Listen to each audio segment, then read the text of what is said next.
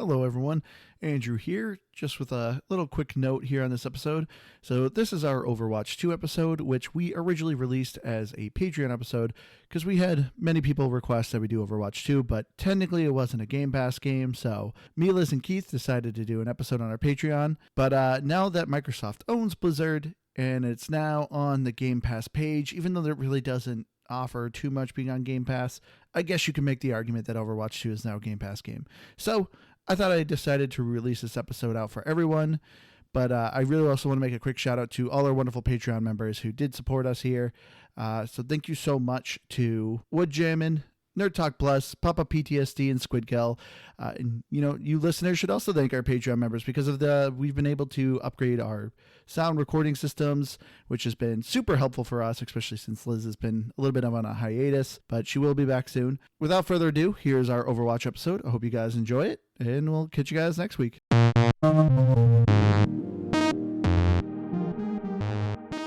Hello again, everyone. Welcome to the episode of Game Pass Grab Bag, our very first Patreon episode. Woohoo! I was going to do like the full intro, but then it's like, now that I think about it, it's like, wait, well, this isn't Game Pass. Well, here's the grab bag portion of Game Pass Grab Bag. I thought you were waiting for us to react. And No, well, that too. I'm just kind of having a brave fight here. But anyway, I am the Life Weaver of this episode. Andrew, with me, our DVA, Keith. Hello. And our Soldier 76, Liz. Hey, guys. This week, we had a list of requests, and so we started with Overwatch 2 by Blizzard Entertainment. Overwatch 2 is a first-person hero shooter, multiplayer hero shooter. We were picking from different classes, from tank, healer, or assault, and you're doing objective-based game modes versus another team of 5. But man, me and Keith, we have some things to say about this. Quick recap: me and Keith have been playing Overwatch for a very long time. We actually started a text group because of this game. And honestly, Keith getting his nickname of Mediocre Gamer, who can't quite figure it out, this is probably the reason is this game. I mean, there's a lot of reasons. If we're looking at the broad spectrum and we're really looking at everything that I bring to the proverbial gaming table, I think there's a lot of reasons that I would be the mediocre gamer. But that said, I think Overwatch really was the sealer. Yeah, I mean, you have 75 days in this game, and yet still when you respawn, you will charge into the enemy team completely by yourself and get wiped. Time, but a lot. More than you should do. But let's go around here. So, me and Keith obviously have a lot to say, but what I really want to know is, Liz, I'm sorry, you're going to go first because you have never played Overwatch. And so, as a new person, I really wanted to get your perspective. What did you think of Overwatch 2? Thinking about Overwatch 2, I was a little intimidated. I always am when we play these multiplayer games where we're playing with people on the internet. I'm always afraid people are going to yell at me, and it never happens. Knock on wood. But I always think of this game as like the hands game, because there's that character that has her hands like this, and then Moira, I'm assuming. But it's like it looks like spell work or something. Whenever I come into your office and you're playing it, you're usually that character, and so that's what I kind of knew about it. I'm gonna give it a game. I really enjoyed it. I like to stick with the same character with games like this, but I forced myself to branch out, and I'm glad I did. And I don't think I would have played this game alone without you, Andrew. You did a couple times. Well, that was a training, so you still can play with people, but, it's not like an actual game. Yeah. But, yeah, I actually enjoyed it way more than I thought that I would. So for me, Overwatch 2, I mean, there's not much to say to avoid it. The community could still be very toxic. Yeah. You may have not noticed, Liz, but no, some people actually were calling you out. In the text. So even when you are a noob playing, and we were playing quick play, like it is meant to be low stress, kind of just goofing around, like trying new heroes. And there was somebody kind of calling Liz out on the text group, but I don't think she saw it. it's funny because I didn't even know that there were texts coming up. But also, like, if you get butthurt when you're playing a game and you're not even in ranked, like, maybe you should, like, get a life. 100% agree with that, Liz. Because, play ranked if you want to play with the good players. Yeah. But there are always going to be people who are new to Overwatch. Yep. And, go cry about it somewhere else. Because it's also, when you first start playing, you're not going to know, like, the nuances. Like, there's one point where Andrew said, your healer does not go well with that tank, or vice versa. And I would have no idea just starting out playing this game. And so you can change your character mid-game, but, like, even starting out, like, they don't give that information. So, I mean, I just think, like, like I said earlier, cry about it. There you go. If this person was insulting Liz is listening to this, go cry about it. They deeply affected me. Man, I love your sentiment, Liz. I do. It's like the NFL painting end racism in the back of an end zone, though. Like, you can put it on a billboard, but there's just things you're not going to change about people. And people are going to be garbage people. And I don't mean to make that sound funny, because racism is bad and people shouldn't be. But my point being is, it's just going to happen. Yeah, there's no way to end racism. Especially just putting up the humans will be humans. Putting up the words. But anyways, I just thought it was funny because I don't really think I need to say a whole lot, but I do, because that's the whole point of the podcast. But I don't know if there is a game that I hate to love more than Overwatch. And not love to hate. I need to be very clear. I mean, I love the game because, I mean, you don't play 75 days of a game and hate it. But I hate that I enjoy it. I hate how much I'm like, I'll just fire up some Overwatch. I don't know why. It boils my blood. It has probably taken years off of my life. But by golly, I like it. It's fun. And I think Overwatch 2 is stupid, and in the big picture now, it didn't need to happen, really, especially because they really ham-boned it when it came to what the whole point of Overwatch 2 was. That said, Overwatch 2, I love it, unfortunately, and so it's a game, I guess. I would also like to say real quick that no wonder that person didn't have 4 other friends to play with. Did I get you upset that someone was called? No, I just think it's so funny because, like I said, like I'm obviously not playing ranked for a reason. Like, come at me, bro. I think my favorite part about this is that Liz is now, like, days later, slowly building anger over something. Wait a minute, that makes me upset. But yeah, Keith, 100%. I think a perfect analogy of Overwatch is it's an abusive relationship. Yeah. It's a relationship you 100% know you need to stop playing, but for whatever reason you keep going back to it.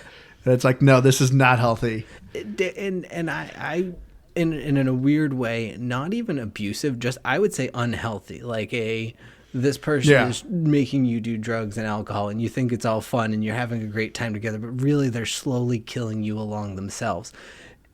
It is not healthy. It's dark. All right. So, Andrew, you gave it a game? Yep. Okay. So, the story of Overwatch 2. I'm going to ask Liz. So, what story did you pick up on Overwatch? So, let's see if I remember this correctly. All right. So, they had these machines that turned against humans. And so then they had, like, the Overwatch heroes, but then didn't they turn on the heroes? But now they're back again trying to help. Yeah, but also that's did I do it? That's pretty good. I mean, it's a very small cutscene at the beginning, so. Well, and I think the best part about it is the way that the story is built in Overwatch is that maybe at this point I'm probably off on this, but I would say 75% of the actual big story is almost all backstory of the characters. Yeah. So it's like the current state of where Overwatch is, like, you are 100% right on where it's summed up as, Liz, but I think, like, the majority of the lore, and this is where, again, for 75 days of playing, I don't know a single character's full backstory. I know Diva was a streamer. Moira was a doctor. I really don't know most of the, like, I just do not care. Hammond is a hamster. Yeah. Winston is not a monkey. He is an ape, or a gorilla. But like, that's I guess it shows you like what you need to know about it. Like, there's absolutely zero need to know story, and I don't want to say it's a means to an end, because a lot of people love the backstory, and so I think it's important, especially for how long this game has been around, to like build a full picture.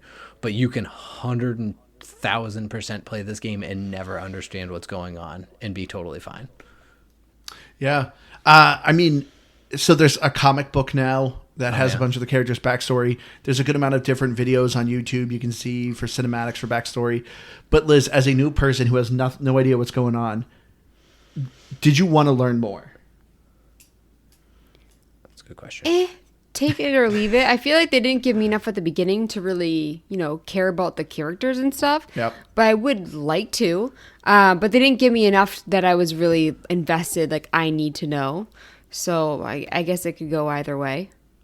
Yeah, it's crazy. I actually watched the opening cinematic because, I was like, oh man, I vaguely remember this. I always remember skipping it because it always starts up. So I always associate that cutscene to just me skipping it.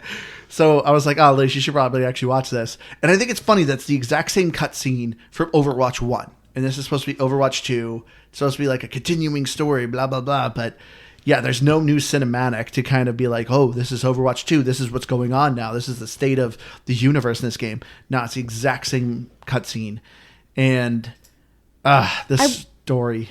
I will say I really amazed how much you guys have played of this game, because I don't know if I could ever love it that much that I would play that much of it. Like, even if I got really good and I had like the confidence and stuff, but it just like, go ahead, Keith. I mean, I think the biggest thing is, like Andrew said, we have this like core group of friends that, not that we built Overwatch around, but we built this group of friends around Overwatch, if that makes sense. And so like in a sense, it like holds this special near and dear place. And I think more so for you, Andrew, but even of my time in it, I would say probably half, maybe even 2/3 of it really probably lived in that like 2.5 year span where we were just always on this game. It was like 7 o'clock to midnight. There was at least 2 people that were playing Overwatch on any given night. Yeah. And 100%. And I think that's where, for us to have played at the levels that we have is probably why. And also, again, kind of going back to how we play games versus I think how you play games sometimes, Liz. But I can see where it's not fully your style. But I think it's cool that you actually liked it more, because it surprises me. I guess I didn't expect you to like it that much. Well, it's weird because, like, I mean, when I think about, like, how much time you guys put into it, I think about, the other multiplayer games that we've played. So, like, Rainbow Siege 6. Close. Rainbow Six Siege. Rainbow Six Siege. I definitely think I could put a ton of hours into that. Really? With the different characters and, like, being tactical. And I found that one even more intimidating than this one. Oh, 100%. That game's known to have like one of the worst communities. Yeah, but I mean, I wouldn't put a ton of hours into it, but I feel like I could see why people do. And same with like Apex, where like you have like all the different guns, and so each time it's different. And then same with with the map closing in, and like if you're in the map, out of the map. With this one, I just felt like you're defending something, or you're moving something and the enemy just keep coming at you. So that's why I'm like, and it's not boring, but I just feel like after a while it would get kind of samey for me. Well, I will say, I'm assuming you're going to agree with this statement, Keith. You're referring to our time of play, but I will say our time of play is 90% of it is Overwatch 1. But like I said, Overwatch 1's gone. They erased it and just carried it over to Overwatch 2. So that time to play is actually most of our time in Overwatch 1. Now, would I put that much time in Overwatch 2? Absolutely not. Because so how was the gameplay different in the first one? Very good question. So the thing that keeps people usually playing a game is you get rewarded for playing. So Overwatch 1, it originally was 6v6. You had a account level, which correct me if I'm wrong, wasn't it infinite? I know, Keith, like you got stars, but I think there was unlimited stars. I think it capped out at a pretty absurd level because it was 100,000 or something. Yeah, crazy. it was like the ranked. It was like bronze, silver, gold, platinum. Well, it was bronze 1 star, bronze 2 star, up to 5, Well, and then you went to exactly. silver. Yeah, But even within, I thought there was even more within the bronze. But each of those stars was 50 levels. So like I was a level 2. No, I was like a 3-star silver or something. I think so. Yeah. So I was way up there. But it's crazy. Yeah. But yeah, so they used to have these star systems. So anytime you played a match, you got experience to your count, and it just basically showed everyone that you play this game a lot. Hey, I'm a silver star person. I'm a bronze. And every time you actually leveled up your count, you got loot boxes, as I said. And you would get random skins, random sprays, whatever. And you could obviously buy the loot boxes, but you at least always got rewarded for playing. Hey, you leveled up your account. Here's a loot box. Maybe you'll get a legendary skin. Maybe not. Maybe it'll just be some trash. But it always drip fed you some sort of reward. So with Overwatch 2, they got rid of that star system because Blizzard really wanted to make the community less toxic. And they thought that was causing toxicity by having it show your account level. So that's gone now. And also with that, they got rid of the loot boxes because they were accused for gambling for children. And so there's no more incentive reward for you to keep playing.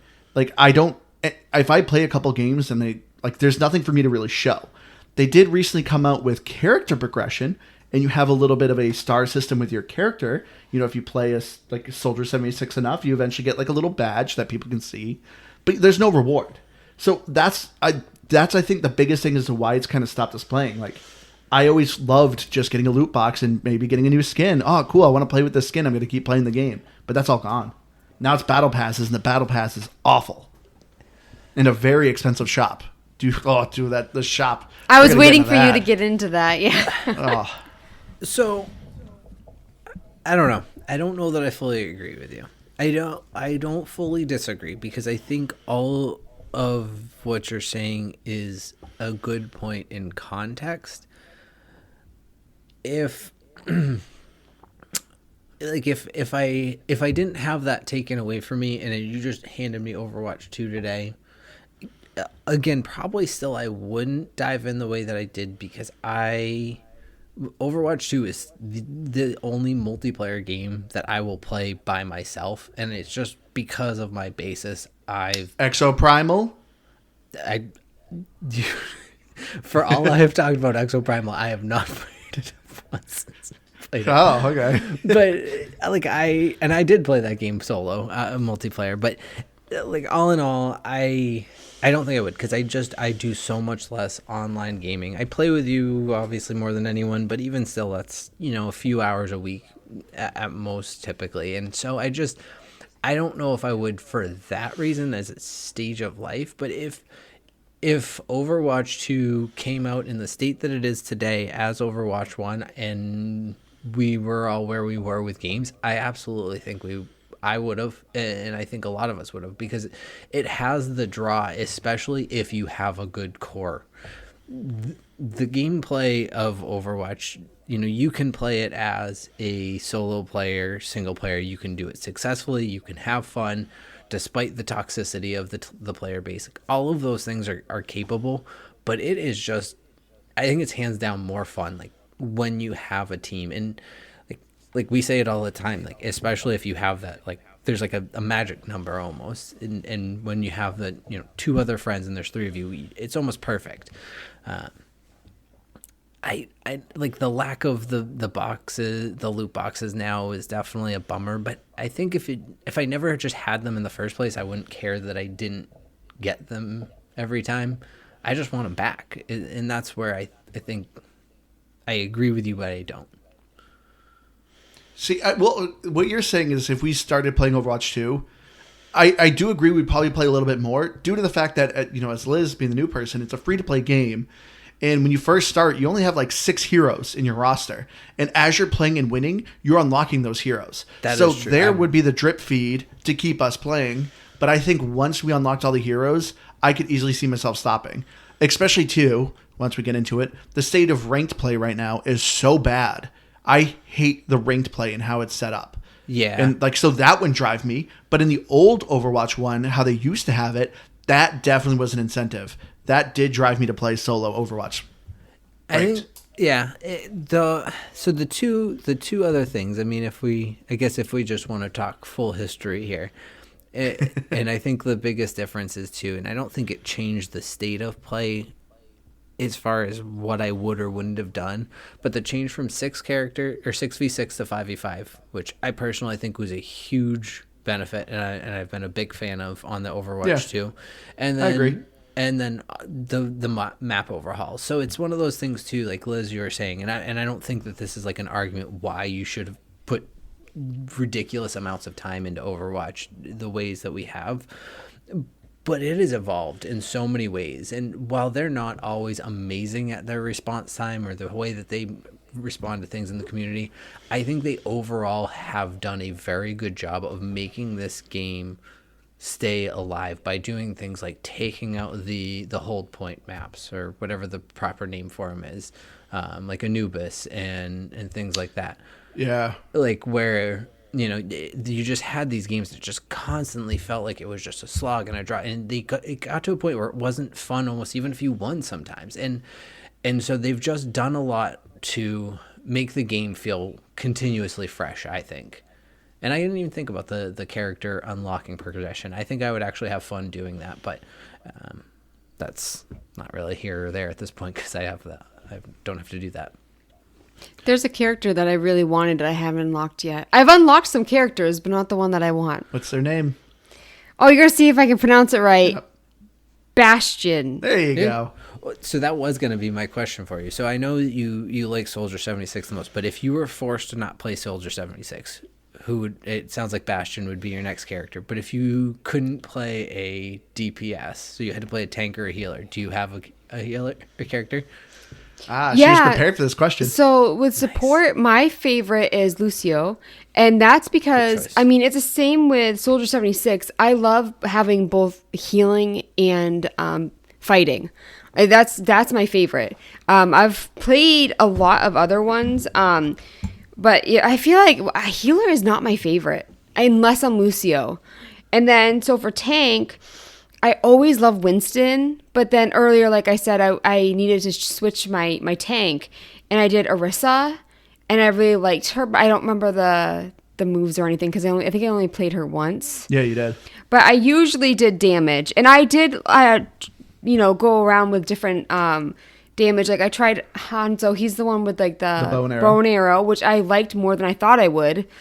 I felt like I was a really bad Reaper, but I wanted to try it because it just seemed cool. And then I didn't play a game with Junkrat, but I did a lot of practice with Junkrat, and I thought that he was cool.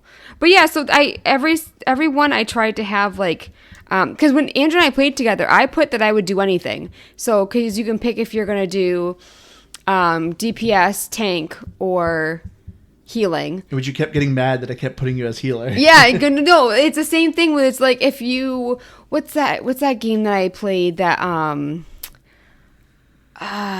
it was on the phone, we played with Keith once. Oh, you have to figure. Yeah, Among Us. I would always be the bad guy. It always happens with games. But I put that I could be anyone. But yeah, it always happens with me. Same with like Andrew and I.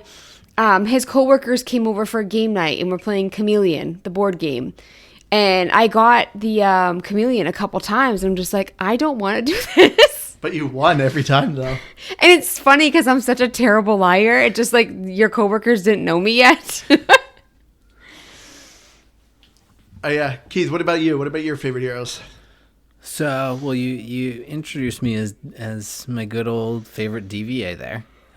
Better or classically known as Diva. I think it was your brother actually that said DVA one time, and I just forever called her that. I have no idea. It is technically diva because it's D period VA. Oh yeah, it's 100% not DVA. I know this. I know it. Like it's not that I'm unaware. I just refuse to call her by her proper name. Her Christian name. Yeah, exactly. So I mean, gosh, I was in, again, you mentioned the role queue, going back to age old Overwatch, and this is where having friends was such a key, is that you didn't have role queue. You just had to rely on the mercy of random internet strangers to want to do the thing that needed to be done. And spoiler alert, they never did. They never wanted to do the right thing. Maybe they stubbed their toe that day. Maybe you ran the wrong way on one time, and their day was over. You never knew. So, and then you could end up with 4 tanks or 4 healers, and that was your game. No. Nobody ever ran healers. Oh, that was true. the issue. It would be. No, they would, but they would run all healers just to. You would have like 4 Widowmakers. Yeah, but yeah, it would just be absurd. And so now that role queue is a thing, it's so strange. It's what caused me to branch out more and try more DPS and try more support and stuff like that.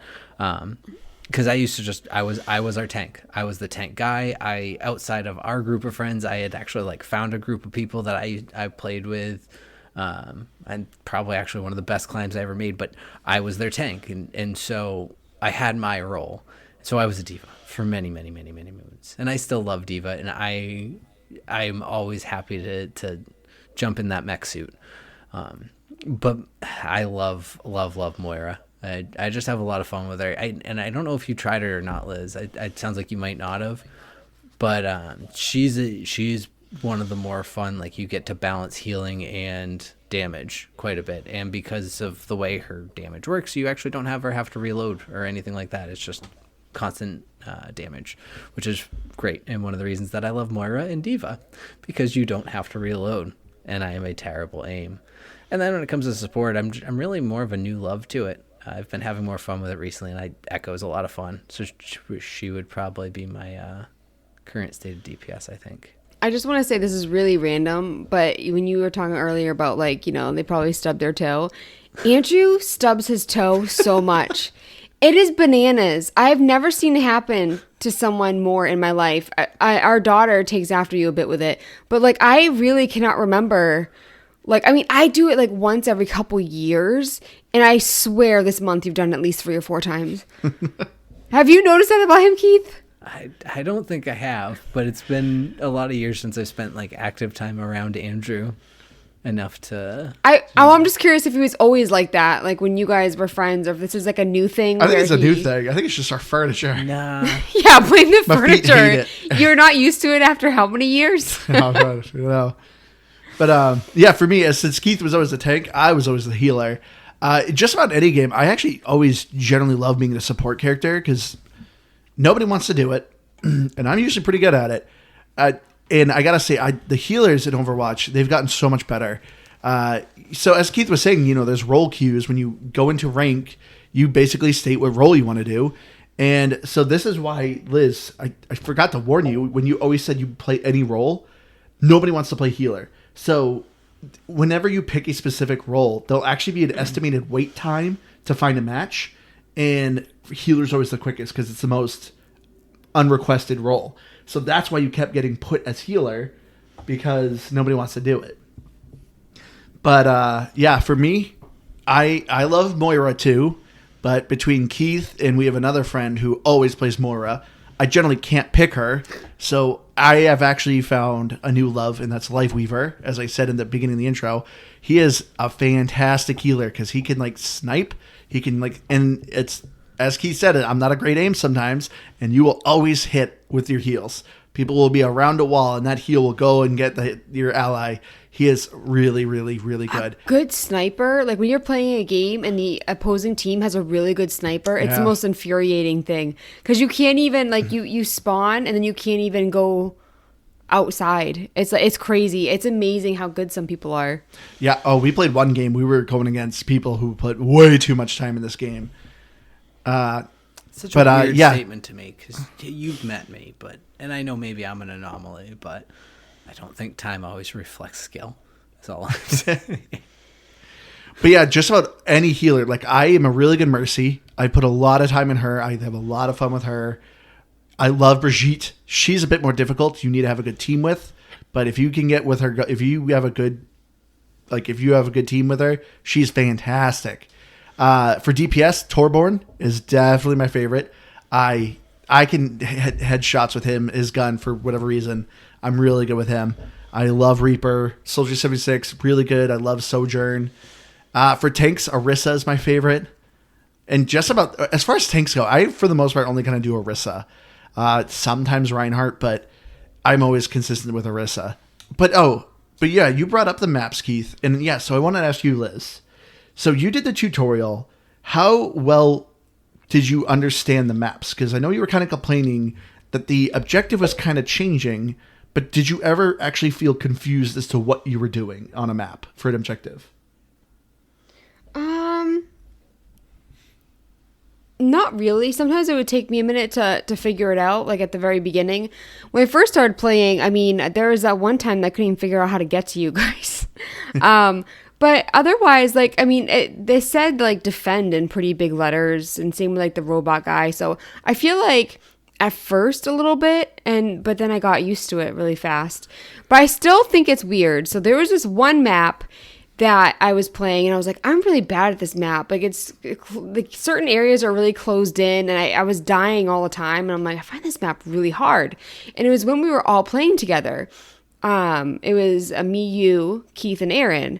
And then later on, I'm playing the map that I thought was the same, and Andrew's like, I've never played that map before. So you said it must have looked similar. I could have sworn it was the same map, but Yeah, I don't remember the maps that well. So Keith, with Overwatch 2, there is a new game, but well, actually two, the Escort, where you're escorting a robot. It's kind of like a tug of war. But they just recently came on another game mode, which is Flashpoint. Yep. Okay, do you know the maps on Flashpoint? Not great, but overall, How many maps do you know? Like, so I guess put it this way: like, if you were to say, Keith, here's a piece of paper, draw me Eichenwald. I think I could do it with probably about 75% accuracy. I probably miss a lot of like the weird little side paths or not get those fully quite right, but I can envision like every part of that level and a lot of the classics, the King's Rows, things like that. The Flashpoint, could I do that? Not even close. But I've played them enough that I recognize, like, there's I don't remember the name of it, but I know there's one of them where there's like the little circle in the middle and then the circle around it. Big. Yeah, Junkertown. Junkertown. But I recognize that spawn. There's like 5 total, and I can picture each of the capture points, but I don't know all of the paths between them, if that makes sense. But is there another map besides that map? Yes, there is one other Flashpoint, I believe, and I don't know what it is off the top of my head. I thought it was an ice one. No. So we were playing one, and looks like it took place in India. And I'm like, I have never played this map. And Liz is like, no, we definitely played this one. And I'm like, no, because it's a Flashpoint map. Like, Flashpoint is a new game mode. Quick play, and the only one I could think of... Say that again? Quick play or competitive? Quick play. Because I was playing with Liz. So what I'm thinking is that, and they've always done this, at least, maybe not always, but they have done this in the past, where they release new maps and they don't put them into the comp rotation right away, and they'll usually slow roll them into quick play, like they do it with heroes a lot, where if they aren't sure, they won't just quick drop them into competitive. They might in terms of Overwatch League, but they never do or rarely do, I don't think, in quick play and competitive for everyone. So it's probably a newer map that we'll see in competitive by next season, would be my guess. But Liz was so sure that me, you, and Aaron and Liz, we played this map. Maybe you're thinking of Oasis is the one I would compare, or just at least by your design, that would be my first thought, would be Oasis maybe. They're a bunch of stairs. I don't know. I'm not saying like that we definitely played it. I'm just saying like You it kept saying felt definite. really definitely similar. Well, hearing you talk now about like competitive and quick play and a flashpoint, I don't know what any of that means. So I feel like you're right because I'm learning that I don't know enough about the game that I'm just like, well, you guys are talking another language. Yeah, I just thought that or maybe it was just that level was also very difficult for me. So I immediately thought like, oh, this must be the same one. So yeah, But I don't know. Like I said, if you're saying it's like set in India, I don't know. Like I said, Oasis would maybe be the only other one I could think of would like maybe have that vibe, and I hope I'm not completely off base with that, but I feel like it could be mistaken for something like that. I don't know. But I will say this is one thing that Blizzard has done a very good job with Overwatch. You know, I was watching Liz do the tutorial, and all it basically told her is how to move, how to jump, how to shoot, and then it was saying, "Hey, this is a objective. Stand in it. This is how you capture it." Okay, and that was it. That was the tutorial. And so I was like, "Oh man, that wasn't much." But as Liz was saying, I think the game does such a good job saying defend, attack, go to this point, escort this. Like it made sense. So that's why I was really curious for you, Liz, because there are multiple different game modes. And so it makes sense that the tutorial would go, okay, if you're doing this game mode, this is what you're supposed to do. the only thing that I wasn't sure about is like there was one where like somebody had to stay on it and I didn't know that. Well, to get into overtime, yeah, if the timer runs out and you are not doing the objective, the game ends. Well, yeah, no, so but I inside- didn't know that. But I mean, even without overtime, like someone always has to be on the point in some capacity. From an attack perspective, like if you're on defense, you don't necessarily have to be, but in any sense of attack, you have to have at least one person near the point. But I think you're 100% right. That is the perfect, and I swear there are, 500-hour players out there that could revisit that and benefit from a little bit of a re-education on beyond the point. Stay with the payload. To this day, I swear, some days I don't know what's going on in people's brains.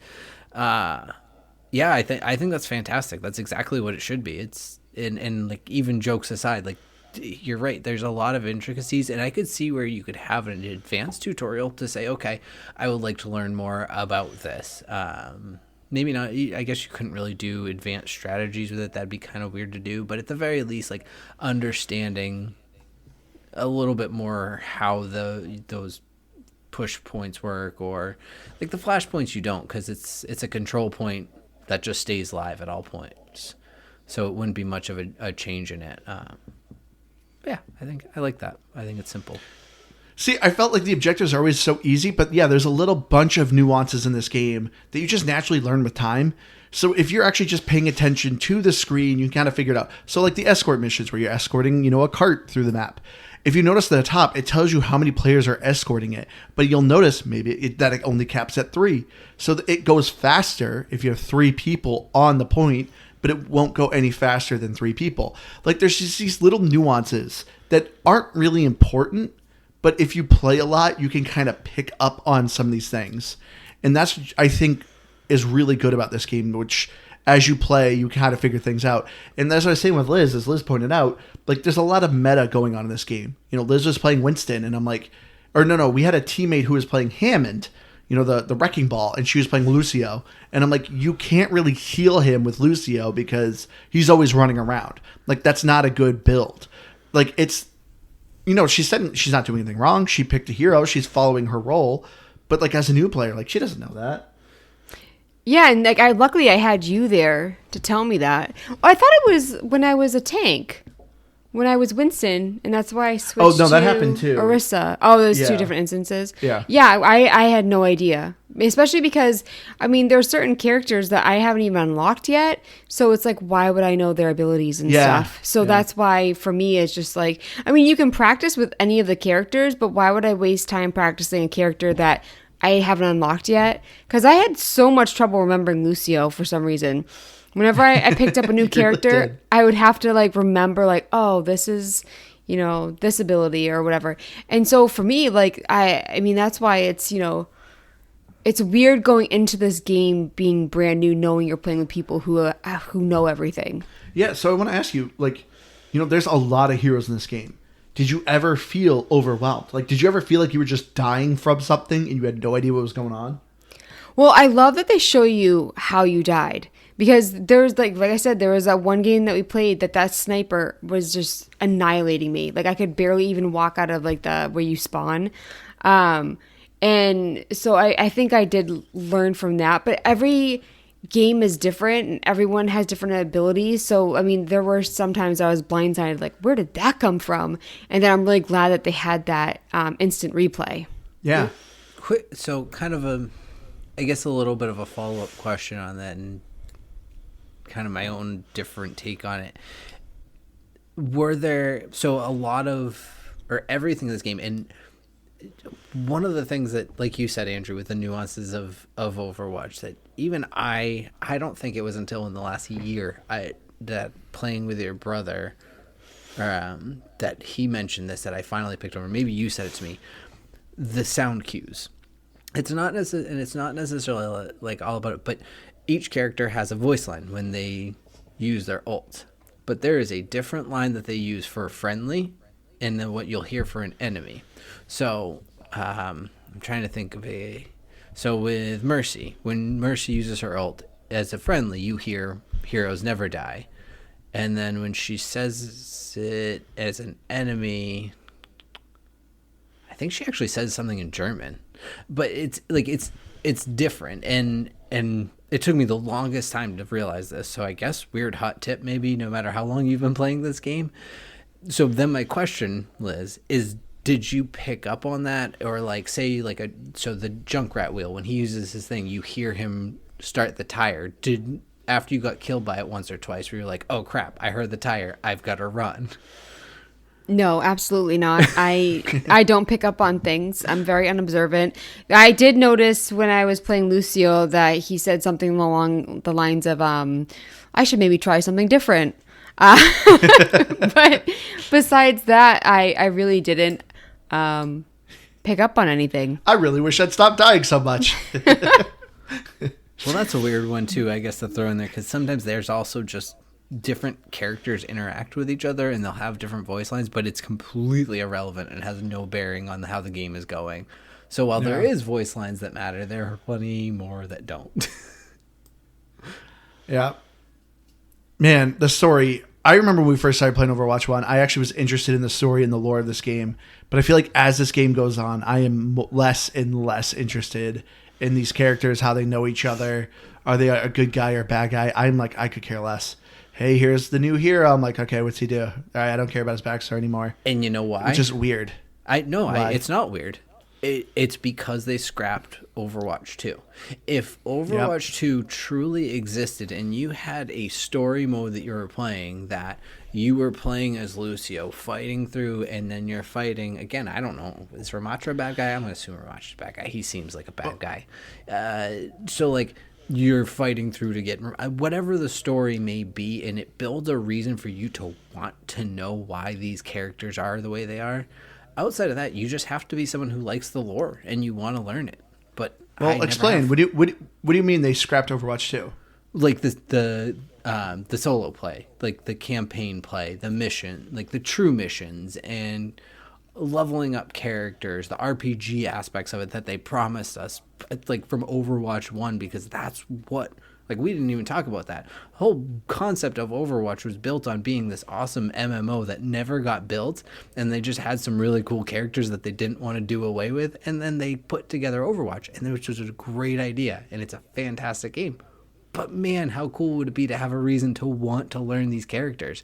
And in the type of gameplay that it is a need-to-know basis. There is no value in knowing any background about these characters, and that is the reason I have never watched a full background story on a single new character or any character ever. I do not care. So yeah, a little history here of Overwatch. So Overwatch originally was codenamed Titan. It was a new MMO that Blizzard was making. And as Keith said, it ended up getting scrapped. But they had a bunch of these assets. They had these characters. And so it actually got converted into what is Overwatch 1. Became a hero shooter, 6v6. As Liz said, there's this cutscene at the beginning where, you had this lore of, you guys were like essentially a superhero police force. But then, the citizens turned against you. You got disbanded. Now these characters are kind of shattered and broken. And it was a cool setup. I remember when Overwatch came out, it was a cool idea. It was just a multiplayer game, but there was some backstory to it. And everyone, I remember, even us, we were like, this is cool. Like, I want to know more what's going on. The maps you're playing had a lot of character to them. You're seeing maybe some smashed robots in an area. You're going to a castle and it's, there's like a rusted armor there and there's clearly a battlefield that went on. And it's like, what is going on here? It was a cool setup. So Overwatch 2, they were like, hey, we're finally going to give you a story. There is going to be a campaign. I think it originally was going to be 4 PvE, 4 players. It was going to be essentially a 4 versus Horde, essentially like Back 4 Blood, Left 4 Dead, like that style of game. You could play your favorite hero. You level that up. You have an RPG system. You can customize your character how you want to do it. They had these awesome mechanics of how you're fighting the robots. These really cool like physics that they were going to add into where you're shooting the robots. You could break parts of their arm off. They'll stagger on how you hit them. It was awesome. They had these really awesome things planned. And it all got scrapped. It was literally the purpose of Overwatch 2. Because Overwatch when Overwatch 1 was out, they had a new character about every 3 months. Or like a new map. It was constantly new characters, new maps, keeping the game going, really keeping it live. Eventually they finally said, hey, we're stop updating because we are focusing on Overwatch 2. So everyone was like, cool, okay, that's fine. We still have Overwatch 1. We're going to keep playing and enjoy it. Then it came around that Overwatch 2 is going to be free to play. And then they're going to say, hey, we're just going to release it, but the campaign's not ready yet, but at least here's what's coming out. And we waited, I think it was like 2.5 years. And all we got was 3 new heroes and I think 2 new maps, and they removed a bunch of maps. I mean, granted, there were maps that a lot of people didn't care about, as Keith was saying earlier, that there were game objectives that nobody really liked. They went on forever, so people didn't care too much. They also changed the formula from 6v6 to 5v5. Everyone's like, okay, cool. Overwatch 2 came out. Everyone was kind of enjoying it. They looked at the shop, and the shop is a nightmare. We're going to get in that in a second. But yeah, eventually it finally came out. Blizzard said, hey, yeah, we're not doing the campaign anymore. And some of the developers even came out saying, we had the campaign going, and it was almost done. But the bigwigs said, no, scrap it. It's not going to make us a lot of money. We don't want to waste any more time on this. Get rid of it. And that was the number one requested thing from fans. Like, it was a huge slap in the face to fans. Everyone was waiting for this campaign, and they just said, no, get rid of it. Instead, they came out with these invasion maps. It was still 4 players, and it was what they essentially had on free events. And they charged $30. Yeah, it was $30 for 3 maps. Each map takes you about 15 minutes at a crazy price. And I never wanted to buy it. I tried the free one. When it first came out, there was one free one. I played it and I went, absolutely not. I am not spending $1 on this. This is boring. I do not care for this game mode at all. And even seeing videos online of people who actually did buy it, they were like, yeah, this is a complete waste of money. So yeah, they gave us that game mode, which I think is dead. I don't think they've added any new maps to that campaign or whatever. And yeah, I just saw terrible reviews for it. But yeah, Keith, I know, well, I don't want to throw this question to Liz because you don't quite understand. I went a little bit with it. But yeah, the state of the shop is just, everyone called Overwatch 2 a rehaul of the shop. That's all they did. They came out with, they put a 2 on the game and they just changed the shop. That was all. And man, the shop is so bad. Every skin costs like $20 just for one skin and sprays. The battle pass, I could care less about. Oh. It just seems gross, like a gross company. It is. When you were telling me all this, I was just... But this is why people were so excited, because now Microsoft owns them. And Microsoft has actually already fired the head CEO because he was also a massive pervert. Like, he had so many sexual harassment lawsuits. Like, the guy is gross. I mean, he's a good businessman. He made the company a ton of money, but he did not care about the fans, did not care about the games. He only cared about the money. and he also only cared about sexually harassing the female employees. But he's gone now, so happy day. It's usually things that you put on a list of benefiting the end user and consumers of your product. So it's good that they prioritized that for so long around Activision. Great job. So here's the funny thing, and I feel like I have talked so much. I have so much to say about Overwatch. I could forever and ever. The shop is a weird thing to me because I never cared about skins, and maybe because I was a bit spoiled with Overwatch 1, and I have skins for characters I've forgotten that I have, and they're legendary, and I don't know, maybe they're cool, maybe they're not. I just don't use the character, I don't use the skin, whatever it may be. And I'm just not one to care about skins in general. If I forever and always played as the base level character in this game, it wouldn't matter to me in the least. But it's gross.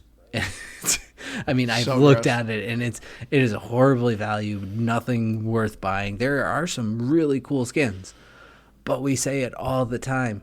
I'm looking at my hands. I don't care. You're buying the gloves. That's all you're doing. My favorite character looks like Lilith from Diablo. Is it super cool? Absolutely. And do I think people are going to be like, wow, cool skin? Definitely. Does it do anything for me? Nope. So I just don't. I'm not going to spend money on it. No. So am I mad about it? No. Do I think it's bad? Yeah. What I'm really mad about is, that we didn't get what feels it could have been the true promise of Overwatch, and that's what bums me out, because I think that I'm not even a big Battle Royale fan, but I think that Overwatch could lend to actually a fairly fun Battle Royale if they put some work into kind of designing it. And I just think there's a lot of potential with the characters that they've built to do a lot of fun things with. What would you want, a squad of 3 in a Battle Royale or a squad of 4? I think 3 would be good. But also, like, so play Apex Legends then. Yeah, touche. And I know they've toyed with it, but like, man, especially going back to the old school days of Blizzard and Warcraft and StarCraft, a cool map editor. Like, give me some wonky game modes that are people want to play. Maybe it's just people don't get as excited about building these things the way they used to. It's not as fun to dive into, but like, I would love to have some of the stuff, because those modes built out games. Like, in a weird way, I maybe this is me being a weird nerd about it, but if you really think about it, right, StarCraft built the base for those character maps, or Warcraft bred Dota. No, you're right. Technically, StarCraft had the first map. Yeah, so StarCraft did it. Warcraft really refined it to the point where we got Dota. Dota bred its own game, which in turn kind of split off League of Legends, which in turn really built this core of MOBA games, which then evolved into the hero shooter realm. Yeah. So StarCraft, in a weird way, is the basis for where we got to Blizzard. And so it's a weird way. It's true. So how cool would it be if they just then redefine? I don't know. We just got this whole new genre of games out of Overwatch. That would be cool. I'm hoping now that Microsoft owns them that they'll actually start putting things for the players. I would love if they brought up the campaign, because I'm assuming they still have the assets and everything. But yeah. So you brought up the skins. Yeah, overall, though, the graphics of Overwatch 2 are still very good. They did not change much from Overwatch to Over 2, but the graphics, I think, are still very good. I think everything is well choreographed. As I asked you, Liz, did you ever feel like you were being killed by something and you had no idea what it was? I gotta say, because it is intimidating. There's so many heroes. Like, as you brought up Dota, if I picked up Dota, it's so intimidating. I'm in a lane, and I'm like, who is this person I'm going against? Am I going to get stun locked for days? Are they going to throw a magic missile at me that instantly kills me? But, like, at least in Overwatch, I feel like everything's well choreographed. So I think the art department does such a good job in Overwatch. Yeah, I felt like sometimes when I was on fire, was there like someone that shoots out like the lava or whatever? Yep, Torborn. You would have to tell me, be like, Liz, you're standing in lava. Well, I always say avoid red things. I know, but you would actually tell me, like, Liz, you're in lava right now, and I'd have no idea.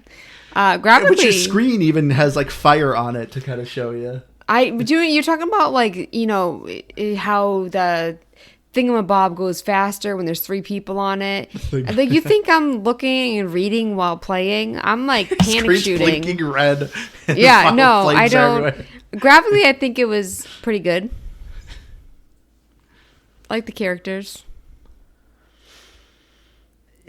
Yeah, I mean, for graphics, I think they're good. It's such a weird level to me. I don't know. I've never thought about the graphics of Overwatch until really now. I do think the environments are super cool, and the fact that like every map has its own feel. When we talk about things feeling samey and all of that, that no matter how much I'm doing the same types of objectives, whether it's a control point on Ilios or a control point on Oasis, like there's similarities to them, but they're so unique in every aspect that I always appreciate that level of the design. Liz did point out one thing about the graphics, though. All of us pointed out, and they never fixed it. Moira. What about her? You don't remember? Do you remember what you complained about, Liz? The hands? Yes. Her damage hand is her right hand. Her healing hand is her left hand. Oh, but yeah. Right trigger is heal, even though it's her right hand, and left trigger is damage, even though that's the healing hand. It's funny because that's just one of those things that I know I've recognized, I'm sure, but I've just grown so accustomed to that I've like forgotten to think about it. But I remember when she first came out, we all complained about that, and it threw us all off. And that was the first thing Liz said. She's like, "Why the heck is heal right trigger?" It's like, I don't know. They never fixed it.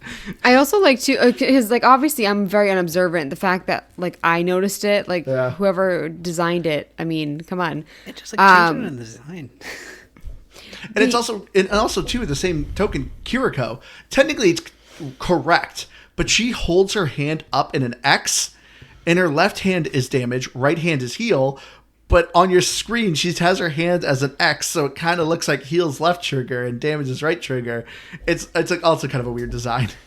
I also think it's interesting. So I don't know if it's one or multiple maps have like the holes that you can fall in. A couple maps, yeah. I never fell to my death, but I almost did a couple times. Like I knew that they were there, but I tend to like if I'm being shot at, I bounce around a lot. Yeah. And so I almost died a couple times. But it's always nice when you knock somebody in one, which I really like. Which you did actually with, I think it was Lucio. I remember you definitely hit some people off. Granted, they might have been bots. One of the times it was 100% an accident. Better luck than skill, I always say. But yeah, as far as the audio goes, once again, the audio is very good. I do think this game's kind of required due to the fact that you really need to hear, as Keith said, call-outs. It's very important to hear Junkrat revving his tire or hearing Cassidy say it's high noon. So you need to watch out for those. But I really like the audio. Nothing is ever too annoying. You're hearing a lot of the same sounds, but nothing ever got annoying to me. Yeah, and on like music is another one of those weird things for me in Overwatch that I've just played it for so many years that it's like I don't even think about it. If you want me to rate it, I can't. Like I can probably hear it in my sleep, but I can't explicitly describe it, if that makes sense. I would like to say that Keith's cat purring, I think, is way better to listen to than Overwatch 2. But that being said, I don't think Overwatch 2 is bad with music or like I like the voice acting and stuff. It's fine. Nothing I got like too thrilled about. I think that they should put the cat purring on it though.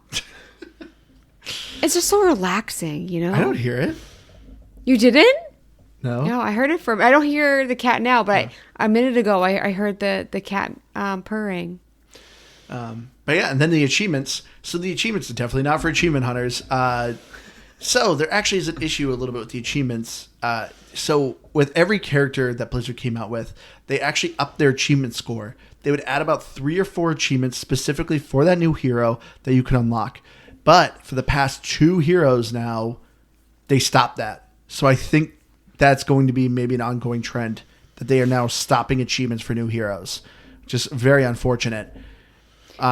Which, looking at our scores, Andrew, you have 1,255 gamer score out of 2,575, and you have 76 out of 164 achievements. That's a lot of achievements. Actually, pretty impressive. Keith, you're at 1,000 with 59, and I am 95 gamer score with this game with 5 achievements.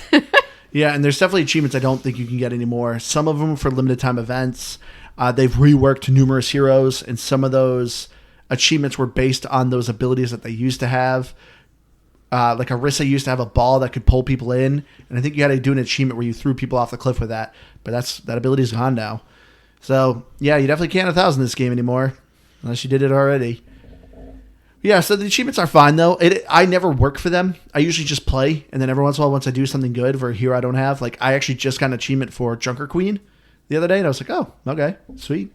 So yeah. It was kind of unfortunate. There was always kind of some things that were kind of fun to try with. Some are crazy hard. I know one, like Lucio has, without touching the ground, you have to like shoot 4 people off the map. Like it's a stupid hard achievement. I don't think it has to be at one time, but it has to be in one life. And that's what makes so many of them so hard. It's like, do this in one life. And it's like, geez. Like, or I don't know, maybe you have it, but one of the ones that actually seemed probably one of the hardest to me, partly because I'm not very good with Reaper, is it's like 3 solo kills with 1 clip. So you have to basically get 3 shots of like squishies to the head. Yeah, is like the only way you can do it. I think I don't know for sure, but there's some of them that are just crazy hard, and to this day I think are still like sub 2% in a game that's not unplayed by any means. So it's crazy how some of these are, and actually that's why I think it's pretty impressive that you have, is it over 1,200? I'm surprised I have 1,000. I didn't even realize. But yeah, so let's get into our final thoughts here. For me, I'm gonna give this game 2 scores. Okay, so for me, Overwatch 2 overall is awful. I think Overwatch 2, it had no justification to be Overwatch 2. They should have just kept going with Overwatch 1, especially the fact that they scrapped the campaign. Overwatch 2 essentially was just an update to the shop, which I found to be so egregious. As I said, average price for skins about $20. And honestly, a lot of the skins and the animations are broken.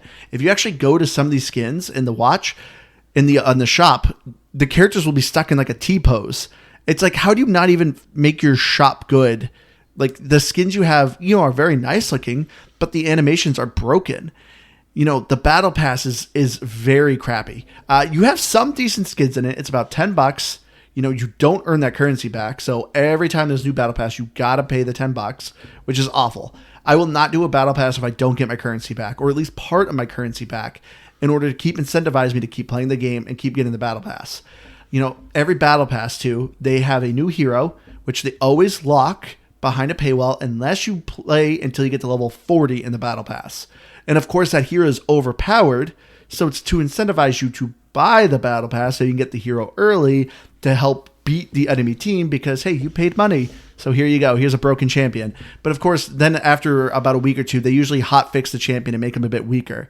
They did that recently with Mauga. He came out, he was so overpowered. But now they just hotfixed him. Now that a lot of people have him on the free battle pass, they weakened him again. So it's a gross thing that they're doing. They changed the game from 66 to 5v5, which I thought was good, because it's hard to to me, I think 3, if you're playing a game, you usually can get 2 friends with you, but to have 6 to get a full team was very hard. It's a little easier with 5 people. Like we've been able to have a full team a couple times, but it's still pretty hard to do. We usually get 4 people, and you're really at the mercy for your random. If you have one bad person on your team, you're going to lose. You're going to have a bad time. So the changes they just did, I think, were very small. There was very little justification for Overwatch 2. If I had to give it a score for Overwatch 2, I'd give it a 40. There's nothing that just really justified this change. It was honestly a downgrade. Besides changing the play, like I said, from 66 to 5v5, besides that, everything else was a downgrade. They originally got rid of the hot streak. They got rid of the player level count, which I loved. I loved being able to see that I was leveling up. I loved that I got free rewards, that I got loot boxes, that I would get skins. You don't get that anymore. Now you have to pay $20 for a skin. I'm not going to do that. I refuse. But if I was going to give a score to Overwatch as a whole, as a recommendation for someone to play, it is still a very fun game. If you're a new person, I find it very easy it's very approachable. The community is still very toxic. It's easy to mute people though. It's still a very fun game. The shooting's good. The gameplay is just fun. It can just get you so angry though. If I had to give just Overwatch a score, I would still give it a 90. So I'll follow your model, and I'm gonna stumble my way into it a little bit because I wasn't planning on doing this. I would not be as harsh on Overwatch 2 as you are. The issues I have with Overwatch 2 really stem purely off of the fact that they scrapped the campaign in the worst way. And I think especially because it wasn't even like a, hey, you let's not to go back to our pile-ons of Redfall, because it's not even an interesting take at this point, but it's not as though they even looked at it and went, man, we just can't get this right, it's not going to be worth it, or I don't want to say worth it, but it's just not going to be good, nobody's going to want it. Fans are asking for more skins. Fans are asking to do all of these. Nobody was asking to get rid of it. We were all fine with waiting, and they just said, screw it. We're not going to do it. And that's the thing that really sets a bad taste in my mouth. Yeah. I don't love all of the changes, but I love the 5v5. I truly do. And even if because in some weird ways, I loved playing with a team of, all 6 spots filled by us or all 5 spots filled.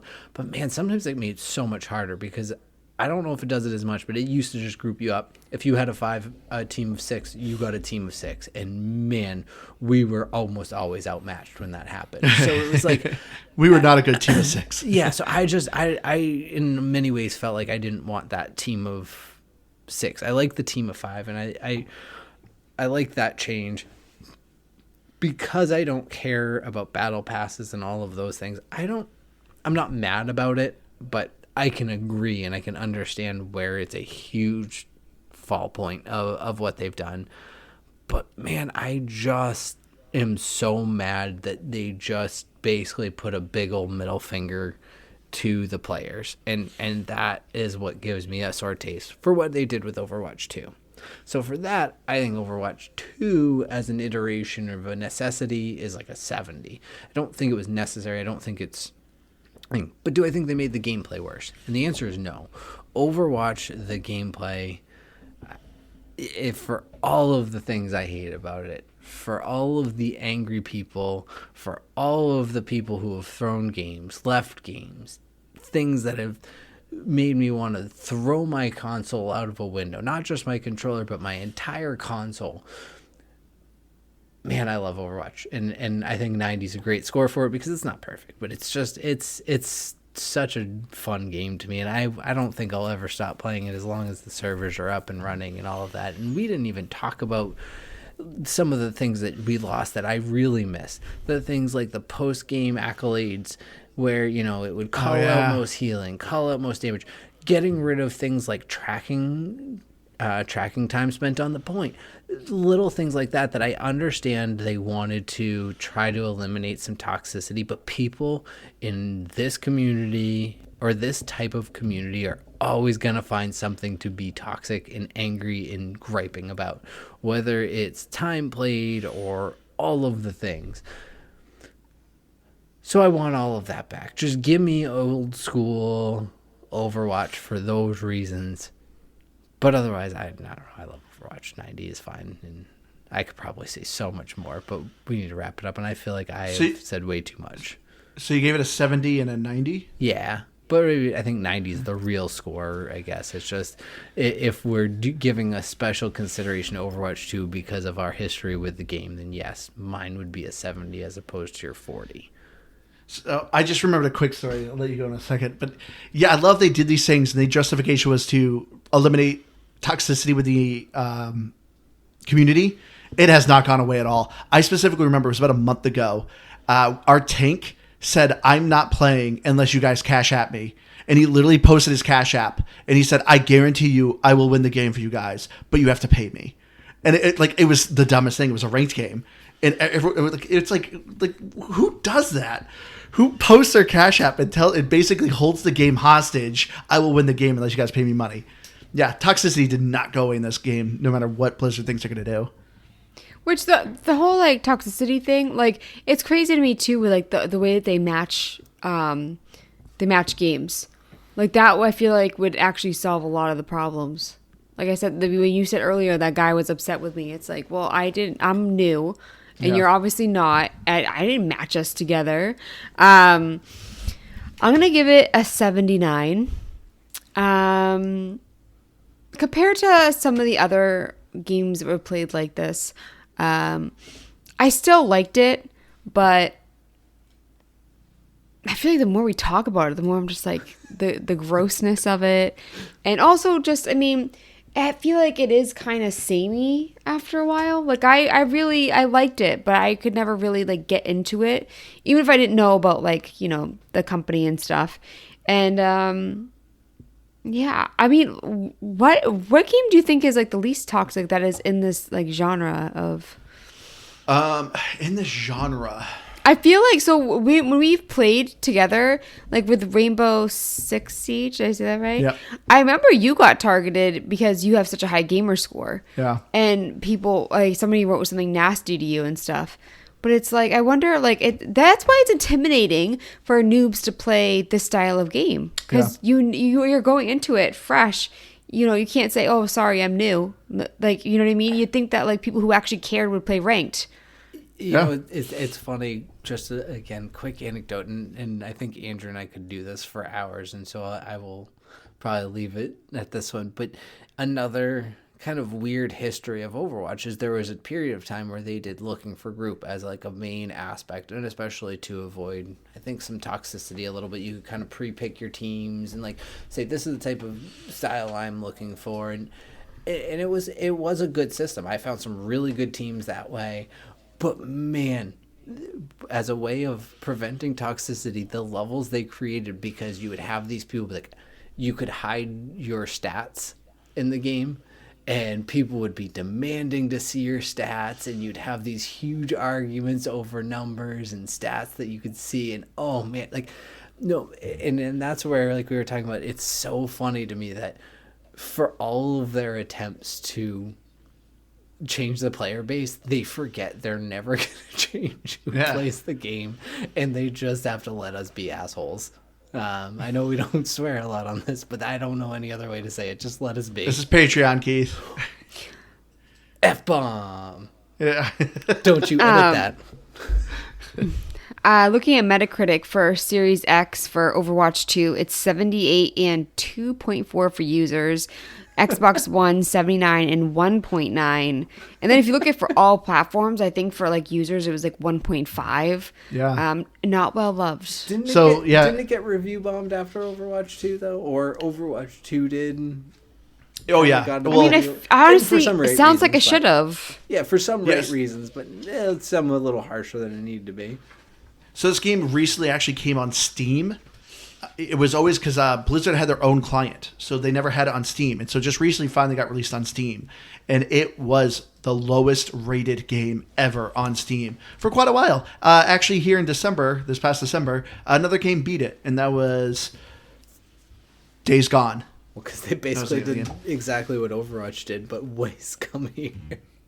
Yeah. They went, hey, here's a game we promised you. Just kidding. Thanks for the money. Bye.